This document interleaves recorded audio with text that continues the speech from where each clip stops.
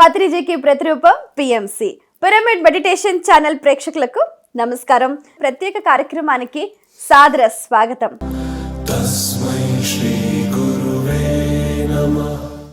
శ్వాస మీద ధ్యాస పెడితే చాలు మనకు మంచి ఆరోగ్యం లభిస్తుంది అని మన మాస్టర్స్ చెప్తూ ఉంటారు. అది అక్షరాల నిజం. మీ ఆరోగ్యం మీ చేతుల్లోనే. ఎలా అంటే అది పరిపూర్ణంగా ధ్యానం ద్వారానే సిద్ధిస్తుంది అని రుజువైన విషయం. మరి ఇదే విషయాన్ని పితామహ పత్రిజీ గారు కూడా అక్షరాల పాటించి చూపించారు. No doctor, no medicine, only meditation అని అన్నారు. మరి ధ్యానం వల్ల ఇంకా మరెన్నో ప్రయోజనాలు కూడా ఉన్నాయి. అయితే మరి ధ్యానానికి సంబంధించి, ఈ ఆరోగ్యానికి సంబంధించి మరింత విలువైన సమాచారాన్ని మనందరికీ కూడా తెలియజేయడానికి మనతో పాటు ఉన్నారు చాలా విశిష్టమైన వ్యక్తి. పితామహ పత్రిజీ గారితో 30 సంవత్సరాలకు పైగా ప్రయాణం చేయడమే కాకుండా వారి అడుగుజాడల్లో నడుస్తూ, వారిని అనుసరిస్తూ, వారి లక్ష్యంలో వీరు భాగస్వాములై, అలాగే వీరు కూడా వారి జీవితాన్ని త్యాగం చేసి ఒక సమాజ సేవలో నిమగ్నమైపోయి ధ్యానాన్నే శ్వాసగా భావిస్తూ వారు తెలుసుకున్న జ్ఞానాన్ని నలుగురికి పంచే క్రమంలో విజయవంతంగా ముందుకెళ్తున్నారు. బ్రహ్మర్షి పితామహ పత్రిజీ గారి ఆంతరంగిక ముఖ్యమైన కార్యదర్శి, శివప్పగా అందరికీ సుపరిచితులైన శివప్రసాద్ గారు. వారితో మాట్లాడి మరిన్ని విషయాలు వారి మాటలో తెలుసుకుందాం. ఈనాటి కార్యక్రమం ప్రారంభిద్దాం. నమస్కారం అండి. నమస్కారం. అయితే ఇప్పుడు ఈ మరణం అనేది, ఈ మరణ అవస్థ అనేది, దీని నుంచి తప్పించుకోవడానికి ఎప్పటికీ కూడా ఆ ఛాన్స్ లేదు. ఇది కర్మభూమి. బుద్ధుడైనా సరే బుద్ధుడిలా జీవించాలి, బుద్ధుడిలా ప్రవచించాలి. కానీ ఏదో ఒక రోజు ఈ పంచభూతాత్మకమైన ఈ శరీరాన్ని ఈ భూమిలోంచి తీసుకున్నా కాబట్టి ఈ భూమిలో వదిలి వెళ్ళాల్సిందే తప్ప there is no alternate. That is the rules and regulations of this earth planet. మిగిలిన లోకాల్లో ఉండేటువంటి ఎర్త్ ప్లానెట్లో అక్కడేం రూల్స్ అండ్ రెగ్యులేషన్ మనకు తెలియదు. కానీ ఈ ఎర్త్ ప్లానెట్ యొక్క రూల్ ఏంటంటే, ఎటువంటి వాడైనా, అటు రాముడైనా కావచ్చు, కృష్ణుడైనా కావచ్చు, బుద్ధుడైనా కావచ్చు, షిరిడి సాయి అయినా కావచ్చు, ఎవరైనా కావచ్చు, భౌతిక శరీరంతో ఈ భూమి మీద పుట్టిన తర్వాత తిరిగి ఆ భౌతిక శరీరాన్ని ఇక్కడ వదిలి వెళ్ళాల్సిందే. That is the cosmic law. There is no exemption for anybody. మరి సార్ 2095 దాకా ఉంటా అన్నారు కదా, మరి అప్పుడే వెళ్ళిపోయారు. నిజానికి ఆయన అనుకునేటువంటి మిషన్ని ఒక రకంగా చెప్పాలంటే పరిగెట్టి పాలు తాగేయడం కరెక్ట్ అనుకున్నారు. ఆయన ఏదైతే చేయాలనుకున్నారో చాలా స్పీడ్గా పరిగెట్టి ఆయన పని ముగించుకుని, ఇంకా శరీరం ఎలాగా ఓపిక తగ్గిపోతుంది నాకు కనుక నేను తొందరగా ముగించుకోవాలనుకున్నారు. ఆయన అనుకున్న టాస్క్ అన్నా ముందే ముగించుకుని వెళ్ళిపోయారు. ఓకే, అదే చాలా మందిలో ఉండిందనమాట. సార్ అప్పటిదాకా ఉంటాన్నారు, ముందే ఎందుకు వెళ్ళిపోయారు? ప్రతి వ్యక్తి అడిగేటువంటి ఆన్సర్లకి, గురువులు చేసేటువంటి దానికి చాలా డిఫికల్టీ ఉంటాయి. వాళ్ళు నెంబర్స్, టైమ్స్ క్యాలిక్యులేట్ చేసుకుంటూ ఉంటారు. వాళ్ళు జనరల్గా చెప్తారు. ఇప్పుడు మొన్న కూడా నేను ఇంకా 95 వరకు ఉంటాను ఈ శరీరంలో నాకు చెప్పారు, మాట ఇచ్చారు అంటే అది ఎవరి కోసం చెప్పారు? నీ ముఖం చూసి, నువ్వు పడేటువంటి ఆ గందరగోళం చూసి, అయ్యో సార్కి బాగాలేదు, 95 వరకు ఉంటా అన్నారే, ఎలా అయిపోతుంది, ఏమైపోతుంది అని నువ్వు ఉక్కిరి బిక్కిరి అవుతుంటే నిన్ను సమాధానపరచడం కోసం చెప్పుంటారు. అది ఎవరి కోసం? మన కోసం. ఎందుకంటే వాళ్ళ పని అయిపోయిన తర్వాత, వాళ్ళ ప్రాజెక్ట్ అయిపోయిన తర్వాత, వాళ్ళ మిషన్ అయిపోయిన తర్వాత వాళ్ళు ఎందుకుంటారు? వాళ్ళకి ఇతరత్ర ఇక్కడికి డ్యూటీ ఇచ్చారు, ఆ ప్రణాళిక అయిపోయింది, ఆ ప్రాజెక్ట్ ఎప్పుడు కంప్లీట్ చేసుకొస్తారా అని చూస్తూ ఉంటారు. ఈ సొసైటీ స్టార్ట్ అవ్వలేదు, ఇంకా పిఎస్ఎస్ మూమెంట్ స్టార్ట్ అవ్వలేదు. కర్నూలులో కూర్చుని ఊజా వేస్తుంటే, ఊజా అంటే ఒక సర్కిల్లో ఏబిసిడీలు ఉంటాయి, A to Z ఉంటుంది, మధ్యలో నెంబర్స్ ఉంటాయి, కింద స్టార్టింగ్ ఉంటుంది. అక్కడి నుంచి అవతల వ్యక్తి ప్రశ్నలు అడుగుతుంటే ఈ కాయిన్ కదులుతుంటే లెటర్స్ అన్ని రాసుకుని డీకోడ్ చేస్తూ ఉంటారు. దీన్ని ఊజా బోర్డ్ అంటారు. ఫస్ట్లో చాలా క్రేజీగా ఆడేవారు దీన్ని. ఇప్పుడు మాస్టర్లే మనతో పాటు కూడి ఉంటున్నారు కాబట్టి ఆ మాస్టర్ని ఇన్వైట్ చేయడం, పిలవడం అనేటువంటి దానికి ఎనర్జీ ఫీల్డ్, ఎనర్జీ ఫ్రీక్వెన్సీ మారిపోయింది. అలా ఊజాలో వేస్తున్నప్పుడు లోబ్సాంగ్ రంప ఆయన వచ్చి ఒక మెసేజ్ ఇచ్చాడు. 100s of garlands are waiting for you. అది ఎవరు చూసారు? ఆ ఊజాలో వచ్చింది ఆన్సర్ అది పత్రి సార్ కోసం. పత్రి సార్కి. అప్పుడు అనుకున్నారు, మేడం ఏంటి ఏం చేసామని 100 గార్లెండ్స్ నీకు రావడం అంటే. ఆయన ఎప్పుడు చెప్పాడు? ఇప్పుడు చెప్పాడు. ఈయన శరీరం విడిచిపెట్టి వెళ్ళిపోగానే థౌజండ్స్ ఆఫ్ గార్లెండ్స్ జనాలందరూ రెడీ కూర్చున్నారు. ఇది ఎప్పుడు చెప్పారు ఆయన? ఈ మిషన్ స్టార్ట్ అవ్వడానికి ముందే ఆయన ఏ మిషన్ చేస్తారో, ఏం కంప్లీట్ చేస్తారో అది ఆల్రెడీ వాళ్ళకి తెలిసిపోయింది. సార్, ధ్యానం చేస్తే ఎన్నేళ్ళైనా బతకచ్చు అని అంటారు కదా, మరణాన్ని, మరణ భయాన్ని కూడా జయించవచ్చు అని అంటారు. హిమాలయాల్లో కూడా చాలామంది యోగులు ఇప్పటికీ ఇంకా యవ్వనంగా ఆయుష్తోటి కొన్ని వేల ఏళ్ళు బతికే ఉన్నారు. మరి పత్రి సార్ కూడా అలాగే ఉండొచ్చు కదా. వాళ్ళు బతకాలని ఉన్నారు. ఆ, ఒకళ్ళు ఉన్నట్టు ఇంకోళ్ళు ఎందుకుంటారు? వాళ్ళు 70 సంవత్సరాల్లో చేసే పని 300 సంవత్సరాలు చేశారు. వాళ్ళు 300 సంవత్సరాలు చేసే పని ఈయన 74 సంవత్సరాలు ముగిస్తారు. ఎందుకు వచ్చింది? ఇంకా వేరేవారు ఉన్నాయి కదా, తొందరగా ముగించి బయటికి వెళ్ళిపోదామని. లెక్క ప్రకారం అయితే ఆయన ప్లాన్ అదే, as early as possible finish this work and go అని ఫిక్స్ చేసుకున్నారు. టక్క టక్క టక్క టక్క పరుగును పట్టాడు. ఆయన పని పూర్తి చేసుకున్నారు, వెళ్ళిపోయారు. మిగతా వాళ్ళందరూ ఏం పర్వాలేదు, ఇంకా 4 రోజులు అలా కాలు మీద కాలేజ్ కూర్చున్నారు. వందల సంవత్సరాలు ఉన్నారు. దీన్ని ఏమంటారంటే ఫిజికల్ ఇమ్మోర్టాలిటీ అంటారు. ఫిజికల్ ఇమ్మోర్టాలిటీ తెచ్చుకున్నారు అనుకోండి, ఎన్ని సంవత్సరాలైనా వాళ్ళు ఉండొచ్చు. ఇచ్చామరణం అంటే ఏంటంటే, ఇచ్చా అంటే ఏంటి? కోరిక. అంటే నువ్వు కోరుకున్నంత మాత్రంగా శరీరం నుంచి బయటకు వచ్చేయడం. జనరల్గా పుట్టేటప్పుడే మన యొక్క మరణాన్ని కూడా ఫిక్స్ అవుతుంది. ఇన్ని సంవత్సరాలు ఏ గడియల్లో, ఏ విఘడియల్లో ఈ భూమి మీదకి ఈ శరీరంలో ప్రవేశించాలి, తిరిగి ఈ శరీరం నుంచి ఎప్పుడు బయటికి రావాలి, అది ఆల్రెడీ ప్రీ ఫిక్స్ అయిపోతుంది. ఆ అమెండ్మెంట్ని 100% ఎవరు మార్చుకోరు. కొంతమంది అనేక పద్ధతులన్నీ ఉపయోగించి మార్చుకుంటారు. ఫర్ ఎగ్జాంపుల్, కృష్ణానంద గురూజీని ముముక్షుత్వం ముళ్ళ కిరీటం అని రాశారు. ఆయన ఎప్పుడు రాశారో ఎక్కడుందో తెలియదు, కానీ సమ్ స్క్రిప్చర్ దొరికింది మనకి. దాంట్లో ఉండేటువంటి కొంచెం ఎడిట్ చేసి దాన్ని, ఆ భాషని మన వ్యవహారికంలో తెచ్చి దాన్ని ప్రింట్ చేసుకున్నాం. ఆ కృష్ణానందది 80 సంవత్సరాల వయసు వచ్చిన తర్వాత శరీరం పటుత్వం కోల్పోతాడు.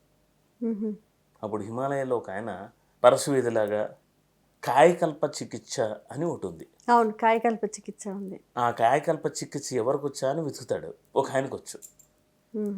ఆయనకేంటి, ఆయన ఎవరికైనా చేయగలడు, కానీ ఆయనకి చేసుకోవడం రాదు. అందుకోసం ఏం చేస్తాడంటే ఆ కాయకల్ప చికిత్సని ఈయనకి నేర్పిస్తాడు. ఆయన చనిపోయినప్పుడు, ఆయన శరీరం తగ్గిపోయిన తర్వాత ముందు ఆయన కాయకల్ప చికిత్స చేయించుకుని దాని తర్వాత కృష్ణానందజీకి చేస్తారు. అప్పుడు 30 సంవత్సరాల వయసులో ఉండేటువంటి యవ్వనత్వం, పటుత్వం వచ్చి మళ్ళీ ఆ హిమాలయస్ అంతా తిరుగుతాడు. అలా 2 సార్లు కాయకల్ప చికిత్స చేయించుకున్నాడు. ఆయనే రాశారు. అందరూ దాదాపు 186, 87 సంవత్సరాలు బతికాడు. మరి Celia Brownie, she crossed 150. Ruth Montgomery, Linda Goodman 300 years. So ఇలా జీవించిన చాలామంది ఉన్నారు. పత్రి సారు వెళ్ళిపోతారు అని ముందరే చాలా మందికి చెప్పారట, నిజమేనా? అంటే 2-3 రోజులు అని కాకుండా ఇండికేషన్స్ ఇచ్చారట. ఎవరి నమ్మకం వాళ్ళది, ఎవరి అనుభవం వాళ్ళది, ఎవరి విశ్వాసం వాళ్ళది. కనుక ఎవరి అనుభవాన్ని, ఎవరి నమ్మకాన్ని మనం కాదనే హక్కు మనకు లేదు. చెప్పారేమో, కానీ నాకు ఇంకా పత్రి సార్ ఉన్నట్టే అనిపిస్తుంది. ఎందుకని? I feel it. ఆయన దేనికి ప్రతిరూపం? High energy. ఆయన దగ్గర సిద్ధులు లేవు, శక్తులు లేవు, మహిమలు లేవు. పత్రిజీ అంటే ఆయన జ్ఞానానికి ప్రతిరూపం.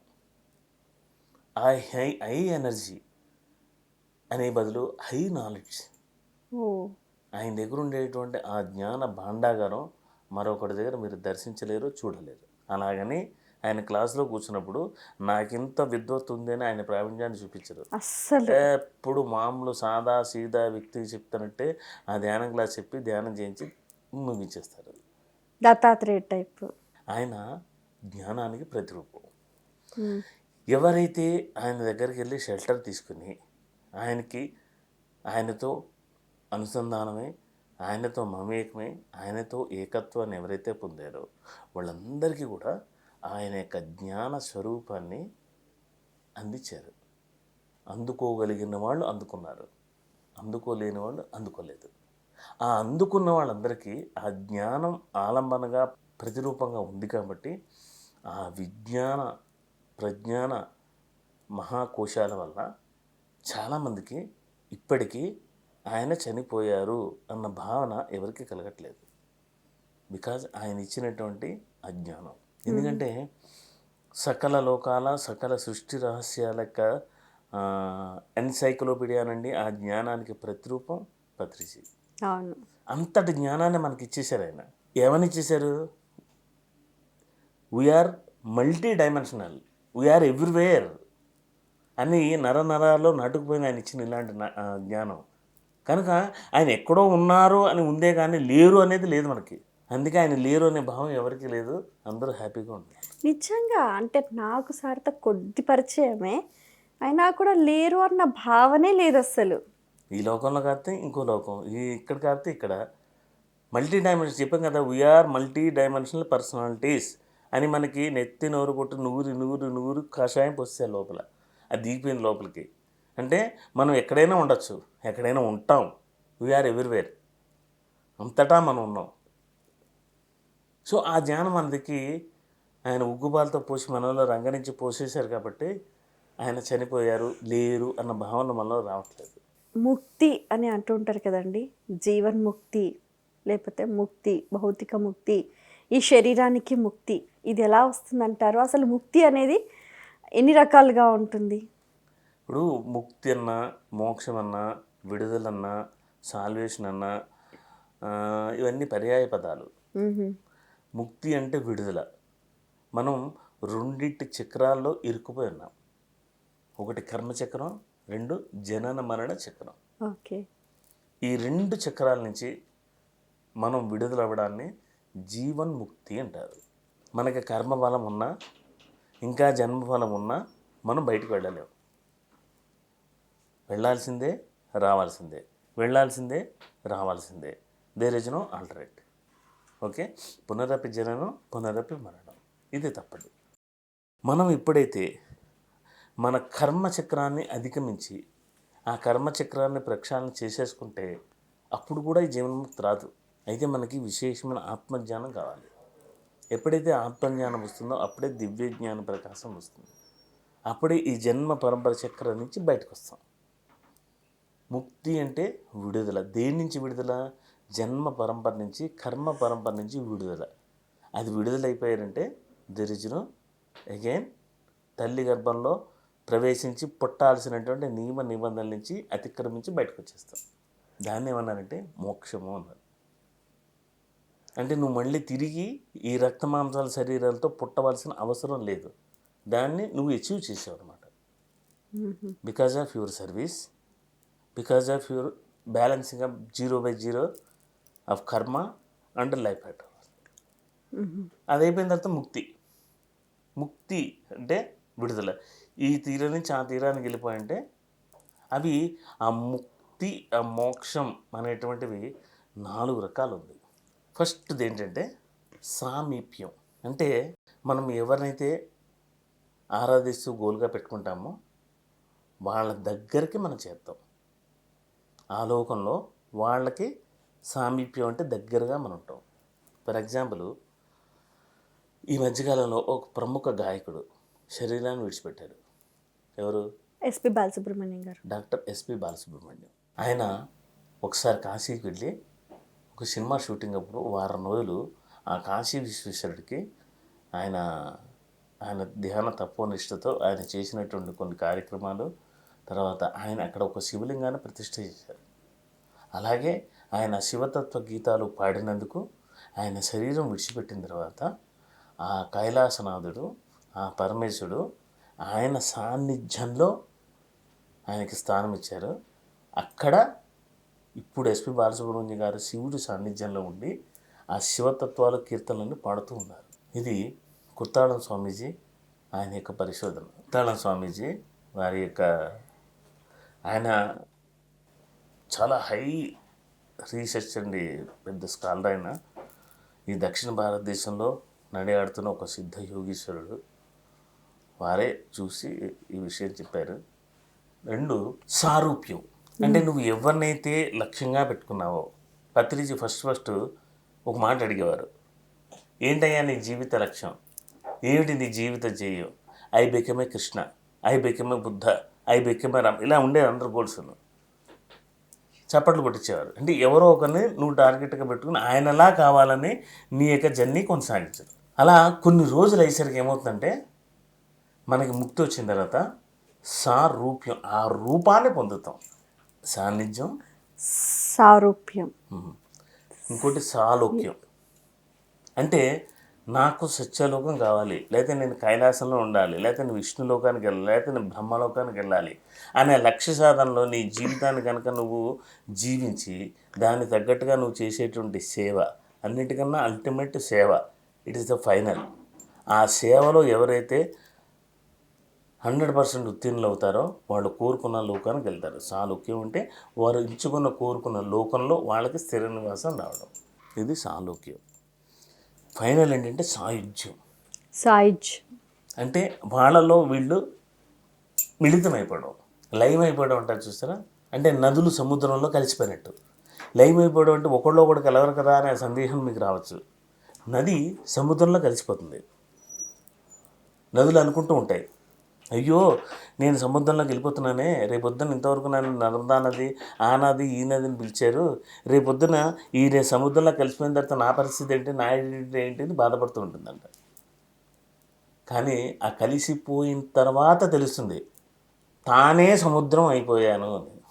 ఇలా ఆ ముక్తి మోక్షం అనేటువంటి 4 రకాలు ఉన్నాయి.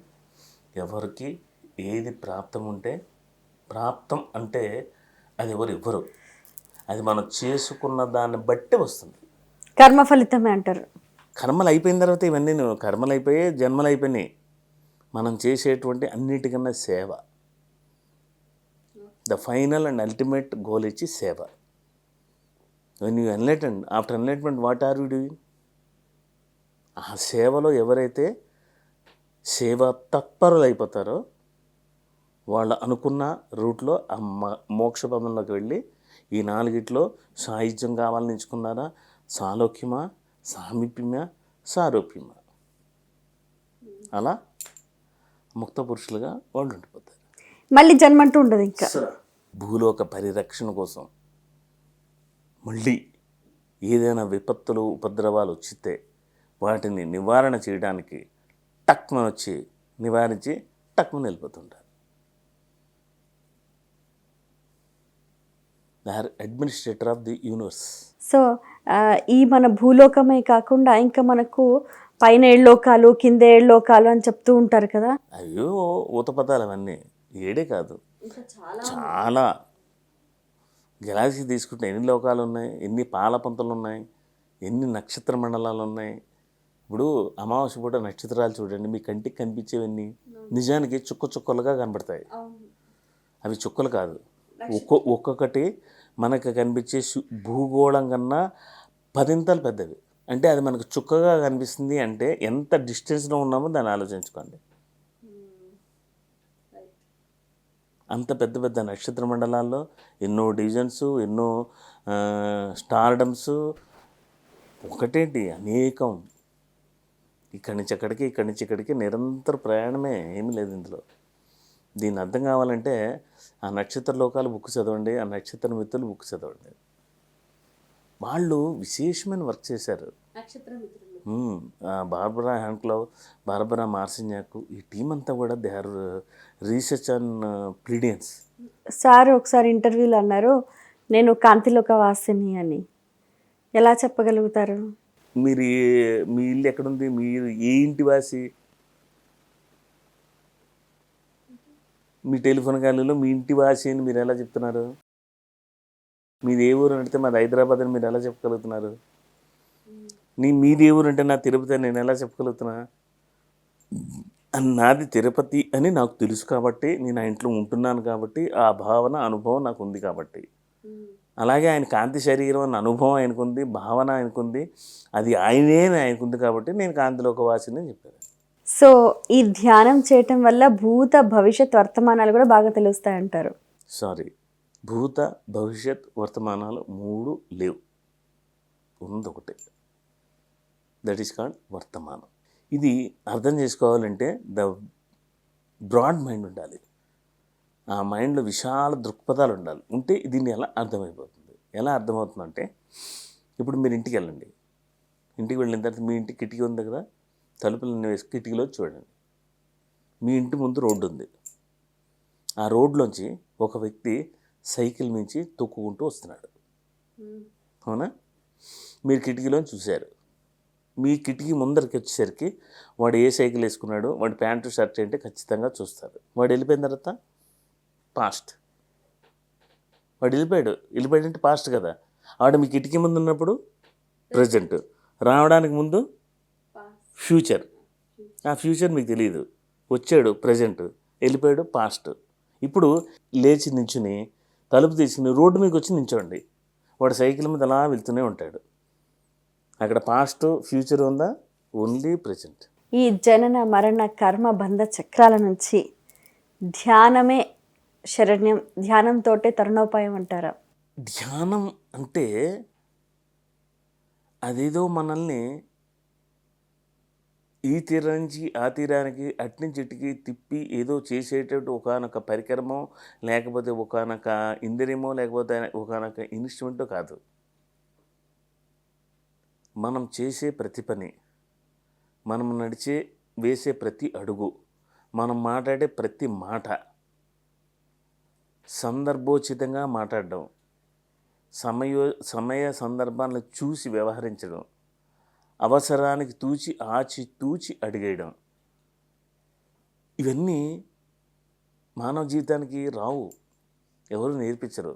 అంతా అపసవయలే, అంతా అపౌరుషేయాలు. నోట్లోకి వచ్చేటువంటి మాట ఒక్కటి సరిగ్గా ఉండదు. అస్తవ్యస్తమైన జీవన విధానం. ఏ మనిషి జీవితంలో ధ్యానాన్ని తన జీవితంలో అంతర్భాగం చేసుకుంటాడో ఇవన్నీ సక్రమం అవుతాయి. మాట సక్రమం అవుతుంది, చూపు సక్రమం అవుతుంది. వేసే ప్రతి అడుగు ఆలోచించి అడుగు వేస్తాడు. చేసే ప్రతి పని 1-2 సార్లు ఆలోచించి ఇది ఇహంలో పరంలో నాకు ఇతరులకి ఆమోదయోగ్యమా ఉపయోగకరమని ఆలోచించి పనిచేస్తాడు. అలా మీ జీవన విధానాన్ని ఓ గాడిలో పెట్టి ఒక సరైనటువంటి మార్గాన్ని, దిశని, నిర్దేశాన్ని మీలోంచి మీకు అందించేటువంటి అదే ధ్యానం. అది అన్కంట్రోల్ని కంట్రోల్ చేస్తుంది, అన్డిసిప్లిన్ని డిసిప్లిన్ ఇస్తుంది. సరికానంతా కూడా సరిచేస్తుంది. సరికాని దాన్ని సరైన దారిలో పెడుతుంది. ఎక్కడ ఏది ఉండకూడదో అది తీసి ఏది ఉండాలో అది ఉంచుతుంది. ఏది నేర్చుకోవాలో అది నేర్పిస్తుంది. సో ఆ బ్యాలెన్సింగ్ అనేది ఫైనల్గా చెప్పాలంటే ప్రపంచంలోని మానవులందరికీ there is no balancing. When you are doing the meditation you get the balancing of the life through only meditation. జీవితంలో అన్ని కోణాలు, అన్ని పార్శ్వాలు, జనన మరణాలు, కర్మ బంధనాలు ఏదైనా కూడా ధ్యానంతో సెట్ అయిపోతుంది అంటారు. Everything is through meditation. ధ్యాన్, ఛాన్, జన్, తావో అన్నీ ఒకటే. మీ అమూల్యమైన సమయాన్ని కేటాయించి ఎన్నో విషయాలను వివరంగా మా అందరికీ తెలియజేసినందుకు ధన్యవాదాలు. Thank you very much. వీక్షించారు కదండి, ఇది ఇవాల్టి మన ప్రత్యేకమైన కార్యక్రమం. ప్రతి ఒక్కరూ జీవితంలో కోరుకునేది ఆరోగ్యమే. ఎందుకంటే ఆరోగ్యమే మహాభాగ్యం కాబట్టి. మరి అటువంటి అనంతమైన ఆ భాగ్యాన్ని ధ్యానం ద్వారా మనం అతి సులువుగా పొందొచ్చు. ప్రతి ఒక్కరూ ఆచరించే ప్రయత్నం చేయండి. మీ ఆరోగ్యాన్ని మీ చేతుల్లో పెట్టుకోండి. మరో కార్యక్రమంలో మళ్ళీ కలుసుకుందాం. అంతవరకు సెలవు. నమస్కారం.